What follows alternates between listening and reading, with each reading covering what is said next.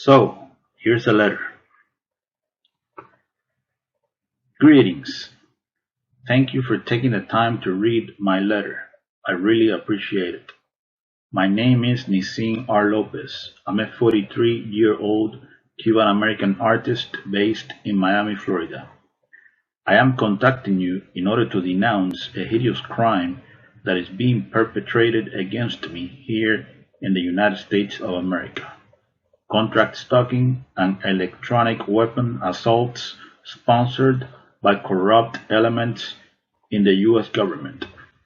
Yes, I am a targeted citizen. I've been experiencing organized harassment sponsored by the authorities since January of 2011. This thing ruined my life. You might be saying to yourself, what exactly is organized harassment, right? Well, this is not easy to explain, you know. One could say that contract stalking is bullying on steroids, covert harassment, organized group stalking, or community-based mobbing is pretty much a form of political repression, extrajudicial punishment. Organized stalking is a secret program of the US government designed to destroy targeted individuals emotionally and psychologically through dark neurolinguistic programming and negative aversive stimuli. We're talking here about a multi-layered interagency program. Law enforcement is behind this, the intelligence community is behind this, and third-party contractors are behind this. Private security companies, mostly employ ex-military and ex-intelligence agents. As far as the organized community harassment done to me every single time I go out into the general public, the unjust systematic harassment is done by a group of people in an organized fashion, using unethical means in order to torment, preoccupy, agitate, intimidate, and terrorize the isolated victim 24/7 no matter where he goes.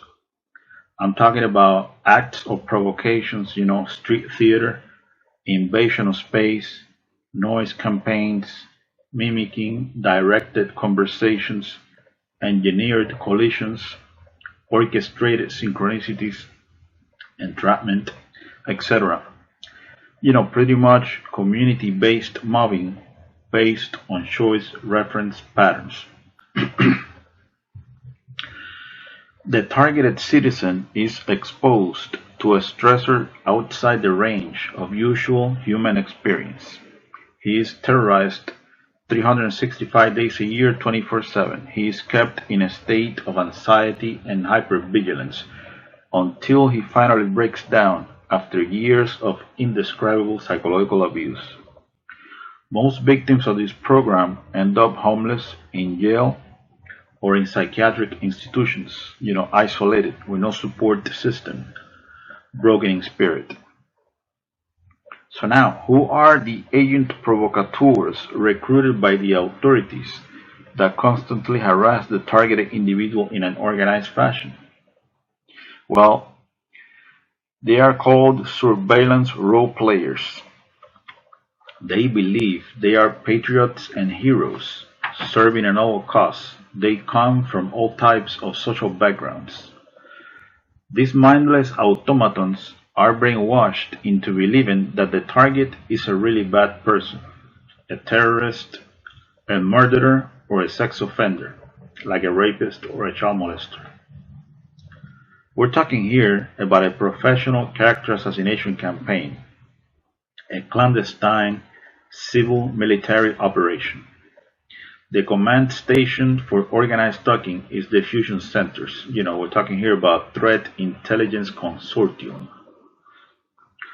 Overall, contract stalking is a secret, illegal, long-term, unconstitutional surveillance program designed to neutralize outspoken, politically incorrect freethinkers that are designated as enemies of the state, even if they are just innocent, harmless, law-abiding citizens that pose no real threat to anyone. Keep in mind that the targeted individual is also subjected to directed energy weapons and other forms of psychological torture. I'm talking about mind control neural weapons, remote neural influencing technology. The human test subject is implanted with highly advanced neural nanotechnology that enables brain to computer interface. This secret technology of DARPA flavor enables the handlers to link the target's unique brain signature to their supercomputer. These are some of the things they can do with this technology. This technology enables the handlers to read the target's thoughts verbatim in real time. They can tap into the optical nerve and into the auditory system. They can see what you see and they can hear what you hear. This technology allows the handlers to map out all the target's emotional states, especially negative emotions like sadness, anxiety, fear, anger, etc. They can beam these emotions back into the target anytime. They can even Google your memories. This technology can be used to implant words, phrases, images, and motion pictures into the target's psyche or natural stuff. The idea behind this is to make the target believe that those are his real thoughts when they are not, synthetic telepathy. This technology can be used to control dream cycles and sleep patterns. They can deprive the target of sleep. This technology can be used to control the muscle movement of the target, causing spasms. They can also inflict pain in any part of the body. This technology can be used to sexually manipulate the target. It can make the target feel sexual arousal, or it can sort of turn off the target's sexuality altogether. It can also be used to manipulate the hormones of the target, thus lowering and raising estrogen and testosterone levels in women and men respectively.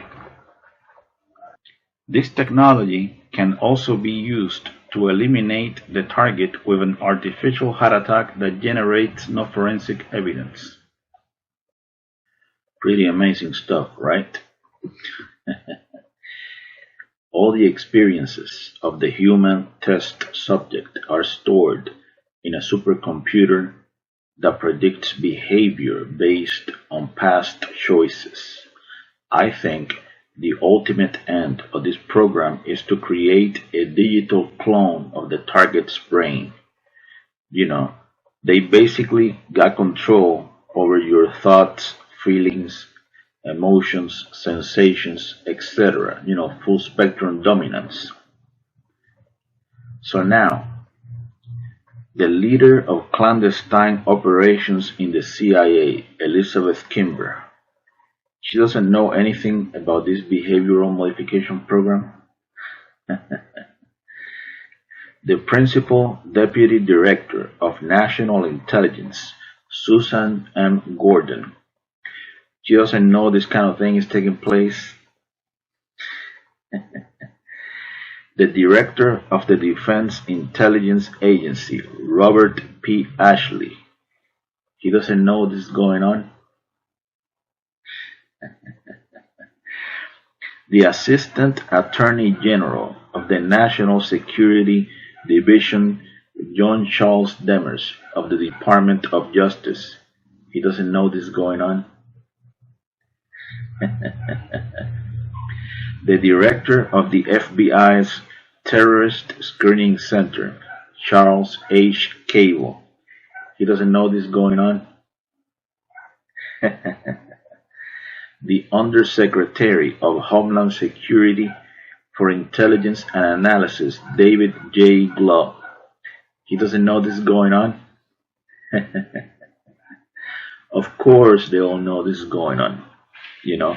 The puppet masters behind this personality disintegration program, they will do anything in order to justify a multi-billion-dollar national security, counterterrorism, corporate military intelligence police state complex, multi-billion or multi-trillion, who knows.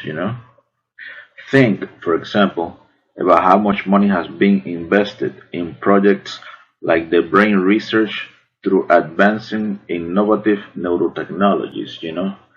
This transhumanism agenda is big business. So, let's go ahead and put this into perspective. Conclusion. On one hand, we got heavy, overwhelming, multi-layered, organized community harassment designed to drive a person crazy. Then they got a military technology based on DNA resonance that can be used to push a person over the edge. A perfected breakdown tactic on the human will. You know, this is a humanity 2.0 experiment, no question about it.